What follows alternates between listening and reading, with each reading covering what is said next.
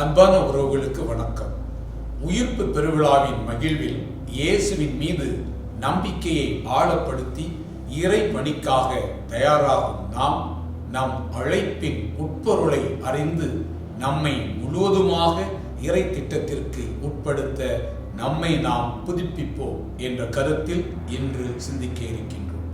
ஆண்டவர் தோற்றுவித்த வெற்றியின் நாள் இதுவே என்று அக்களிப்போம், நாம் அகமகிழ்வோம்.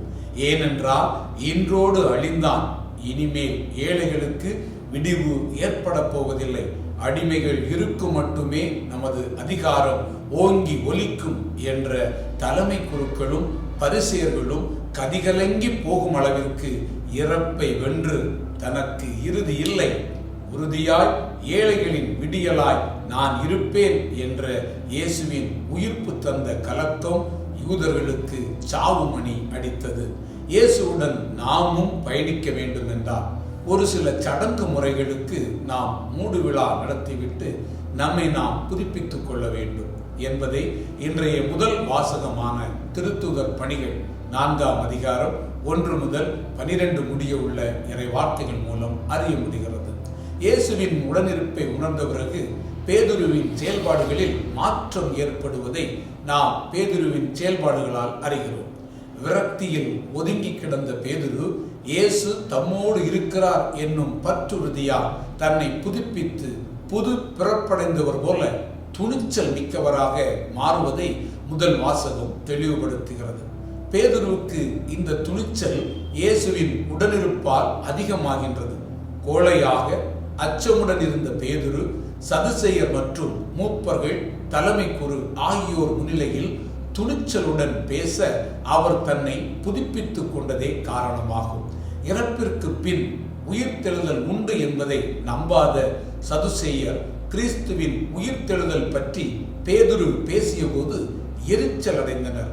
மேலும் வல்ல செயல்களை சீடர்கள் செய்தபோது அது யாருடைய பெயரால் நடைபெற்றது என்று அவர்கள் விசாரித்த போது எவ்வித தயக்கமும் இல்லாமல், எவ்வித கலக்கமும் இல்லாமல், எவ்வித பதட்டமும் இல்லாமல், எவ்வித படபடப்பும் இல்லாமல் தன்னை புதுப்பித்த நாசரேத்து இயேசுவின் பெயரை உரத்த குரலில் கூறி அவர் பெயராலே செய்கிறோம் என பேதுரு உறுதியுடன் கூறினார்.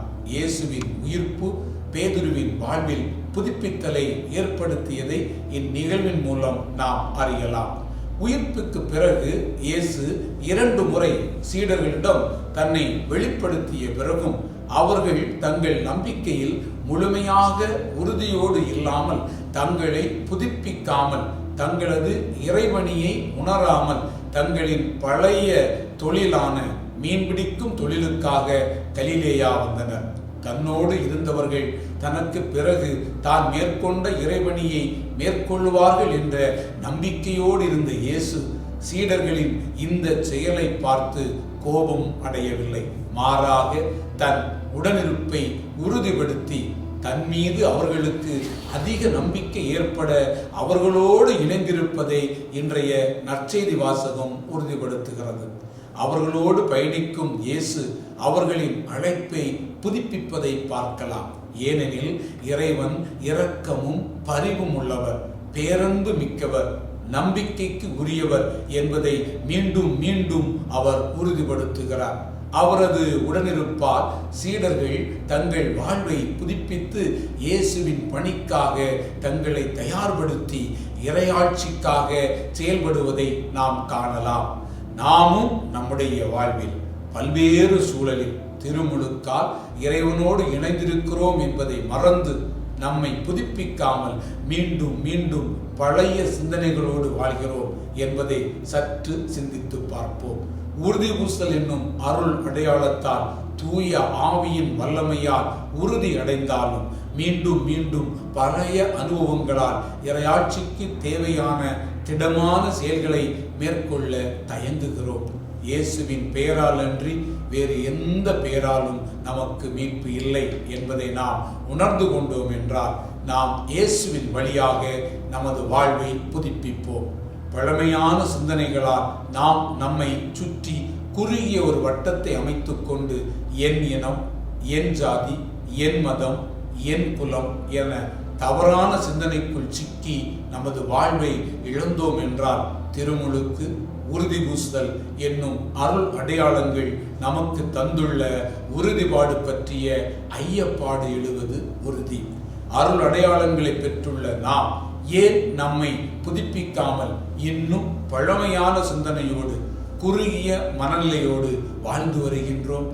எதிர்நோக்கின் திருப்பயணிகளாக பயணிக்கும் நம்முடன் இயேசு பயணிக்கின்றார் என்ற நம்பிக்கையில் நாம் எடுத்து வைக்கும் ஒவ்வொரு அடியும் அமைய வேண்டும். இப்புவியில் நாம் வாழ்கின்றோம் என்றால் நம் வழியாக இறைவன் தருகின்ற விடியலை தேவையில் இருக்கின்றவர்களுக்கு கொடுக்கின்றவர்களாக நாம் மாற வேண்டும்.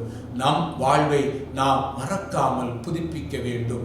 சமூகத்தின் அடிமைகளாக, கைவிடப்பட்டவர்களாக, ஒடுக்கப்பட்டவர்களாக, ஏழைகளாக, கைம்பெண்களாக, பாலியல் துன்புறுத்தலுக்கு உட்பட்டவர்களாக வாழ்கின்றவர்களை பார்க்கும்போது அது அவர்களின் விதி என்று கூறி சாதாரணமாக கடந்து செல்கின்றோம் என்றால் நாம் இயேசுவை மறுதலித்த பேதுருவை விட மிகவும் மோசமான மனநிலையில் வாழ்ந்து கொண்டிருக்கிறோம் என்பதை மறந்துவிட வேண்டாம்.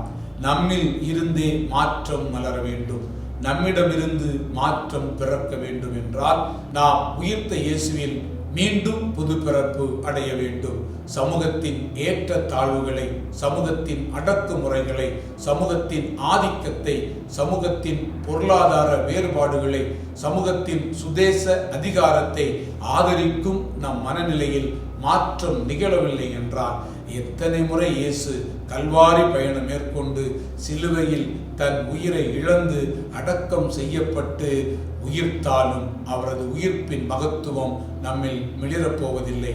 இயேசுவை சிதைத்த சிலுவை சாவை கண்ட பிறகு உருகுலைந்து போன சீடர்கள் இயேசுவின் உயிர்ப்பு தந்த உத்வேகத்தால் தங்கள் வாழ்வை புதுப்பித்து சமுதாய கட்டுகளை உடைத்து இயேசு உரைத்த நற்செய்தியை இன்னும் ஆழமாக, இன்னும் திடமாக உரைத்து இயேசுவின் உயிர்ப்புக்கு சாட்சியாக மாறினர். நாமும் யூபிலி ஆண்டில் நமது திருத்தந்தை விரும்பும் செயல்பாடுகளில் முழுமையாக செயல்பட நம் வாழ்வை புதுப்பிப்போம்.